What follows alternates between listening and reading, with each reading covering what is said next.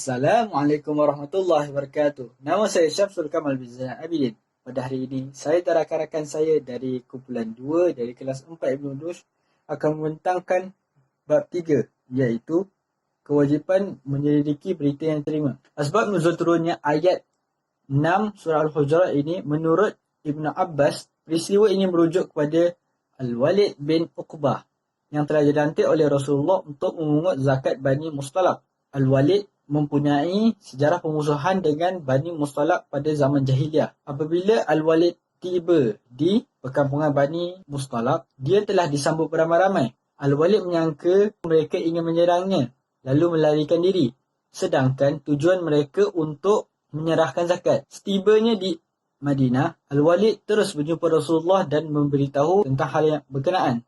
Lalu Rasulullah menjadi marah dan mengirim pasukan tentera. Lalu tampillah utusan dari Bani Mustalaq untuk memberikan penjelasan. Lalu akhir sekali turunlah ayat itu. Okey Haris, apa pendapat anda? Okay, kita masuk kepada kaedah istinbat hukum berdasarkan lafaz fatabayyanu. Okey. Ulama mengistinbatkan hukum menyelidiki berita yang diterima melalui lafaz fatabayyanu. Okey. Lafaz ni adalah fi'il amar yang mana membawa maksud kepada perintah. So, setiap perkara yang menunjukkan perintah adalah wajib. Oleh itu, setiap berita yang sampai wajib diselidiki dengan betul sebelum disebarkan. Okey, lepas tu kita masuk kepada pengertian orang yang fasik. Pada bahasa, fasik ni berasal daripada kata dasar fasaqa, yafsuqu, fisqan, fusuqan. Fasik memberi makna menyimpang daripada sesuatu perkara atau daripada perintah. Okey.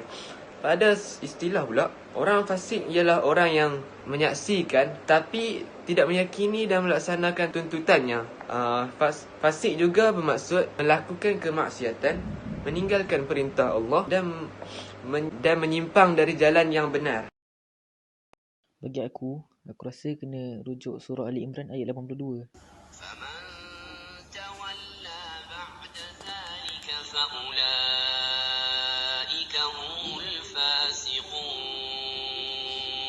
Yang bermaksud, kemudian sesiapa yang berpaling ingkar sesudah mengakui perjanjian itu, mereka itulah orang yang fasik.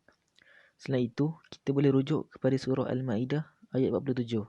وَلْيَحْكُمْ أَهْلُ الْإِنْجِيلِ بِمَا أَنزَلَ اللَّهُ فِيهِ وَمَنْ لَمْ يَحْكُمْ بِمَا أَنزَلَ اللَّهُ فَأُولَئِكَ هُمُ الْفَاسِقُونَ.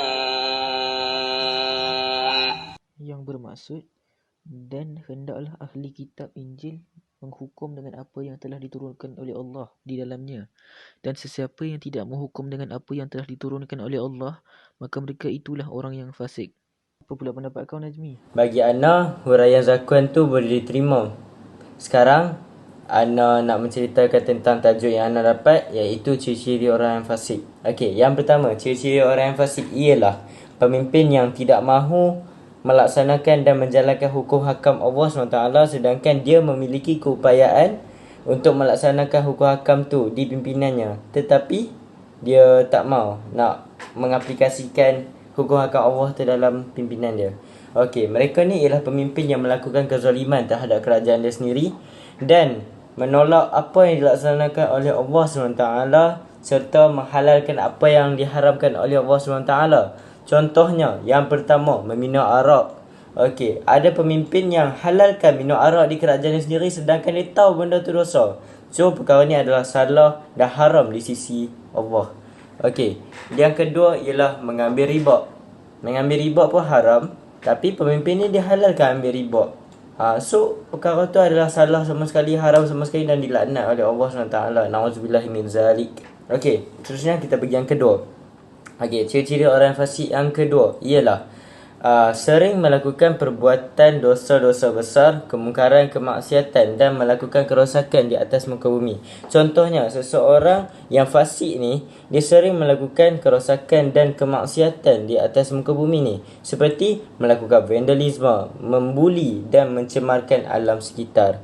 Okey, jadi apakah pendapat anta, Azim Kushairi? Okey Najmi, kau dah kata dua kan? Okey, biar aku sambung lagi dua Lagi dua ciri orang fasik adalah yang ketiga adalah mengambil harta orang lain dengan cara yang diharamkan oleh Allah SWT, iaitu pengambilan harta melalui jalan yang tidak diredai oleh Allah SWT, iaitu perasaan tamak dalam diri ini sehingga menyebabkan dia ambil harta orang lain dengan cara yang tidak diredai oleh Allah SWT. Contohnya seperti mengambil harta anak yatim secara paksaan. Tu contoh dia. Maksudnya anak yatim tu tak nak bagi pun, ataupun anak yatim tu dipaksa kan. Dan sekali orang tu lah yang jaga dia tu ambil juga secara paksa. Astaghfirullahalazim. Okey, yang tu yang ketiga. Jadi yang keempat adalah berterusan dan berkekalan melakukan dosa kecil ataupun dosa besar dalam keadaan dia sedar. Faham? Okey, sekarang ni contoh daripada isi ni, contoh dia paling senang adalah pertama sekali solat lah. Kita dah tahu dah meninggalkan solat tu adalah suatu solat tu adalah perintah Allah SWT. Jadi meninggalkan solat tu adalah suatu yang dimurkai oleh Allah SWT. Kita dah tahu dah, tapi kita tak buat. Dan lagi satu contoh dia adalah aurat lah. Aurat, kalau macam aurat lelaki pusat hingga lutut, aurat perempuan suruh badan kecuali muka dan tapak tangan.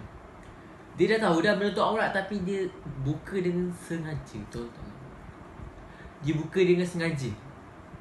Contoh ada satu design seluar, seluar panjang nampak saja kat lutut. Astaghfirullahalazim.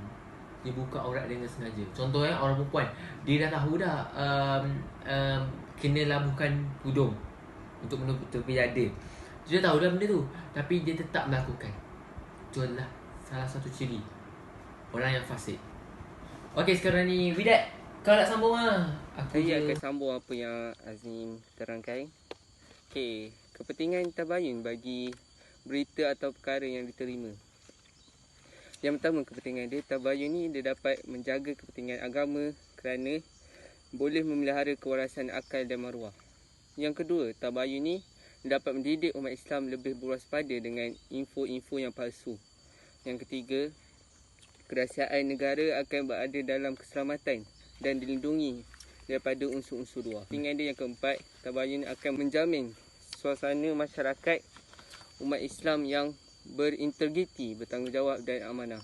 Okey, seterusnya saya sambung lagi dengan maksud munafik, murtad dan kafir.